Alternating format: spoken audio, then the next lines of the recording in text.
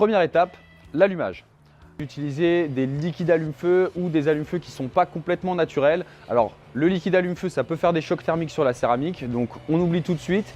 On n'utilise que des allume-feu complètement naturels. Je vais vous donner des petites astuces en fonction de la cuisson que vous allez vouloir faire pour savoir combien de points d'allumage, combien de temps je le laisse ouvert, etc. En combustible, j'utilise uniquement du charbon de bois, c'est très important. Pas de bois puisque ça monte trop en chaleur et pas de briquettes puisque généralement il y a des amidons pour les collets qui sont pas très bons pour la céramique. Donc uniquement du charbon de bois et bien entendu un peu de bois de fumage pendant la cuisson, mais c'est important que ce ne soit pas le bois qui fasse la chaleur. La chaleur doit venir de votre charbon de bois et la fumée du bois. Pour l'allumage, je vais avoir besoin d'une paire de gants anti-chaleur pour me protéger, c'est normal, des allume-feu naturels comme je vous disais, charbon. C'est parti. Alors, donc là j'ai déjà retiré ma grille de cuisson, j'ai mon panier à charbon. On va venir, hop, vider le sac.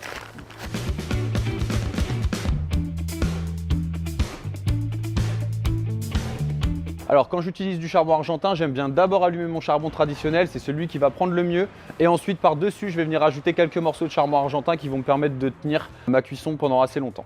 Alors très important, j'ouvre ma trappe d'aération en bas, je veux un tirage d'air qui soit conséquent et je vais utiliser des allume-feu en paille.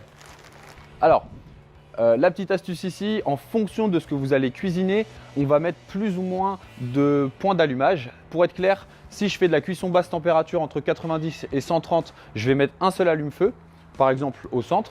Si je veux faire de la grillade traditionnelle, je vais plutôt en mettre 2. Et si je veux aller chercher 350 pour par exemple des pizzas, eh ben, je vais mettre 3 points d'allumage. Toujours l'aération du bas ouvert. Je garde le couvercle ouvert de mon barbecue pendant l'allumage. Une fois de plus, en fonction de ce que je vais cuire, je vais le garder ouvert plus ou moins longtemps. Si je fais de la basse température, 5 minutes, ça va suffire.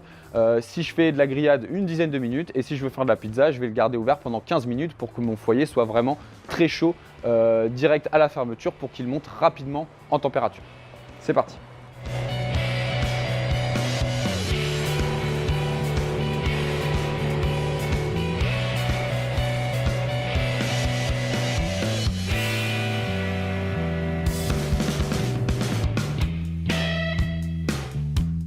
Voilà, ça fait quelques minutes que mon barbecue est en train de s'allumer. Je vois que mon charbon est en train de déjà devenir bien blanc. Ça s'allume par le dessus tranquillement. Ça ne va pas faire de choc thermique sur ma céramique. Je vais pouvoir rajouter mon charbon argentin, commencer à fermer le couvercle.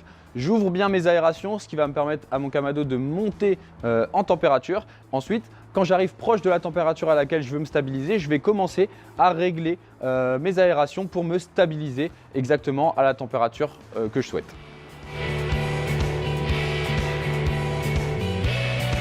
Voilà, mon charbon traditionnel est bien allumé. J'ai terminé ma recette, vous pourrez la retrouver dans une prochaine vidéo. On va passer sur la partie nettoyage du coup. Alors, hyper important, hein, à chaque cuisson, après chaque cuisson, on va bien entendu brosser ces grilles avec une brosse métallique, toujours à chaud.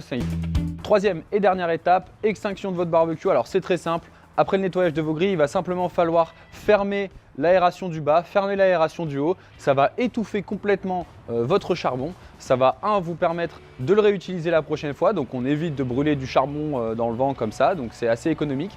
Et ça va aussi permettre de le redescendre plus rapidement en température.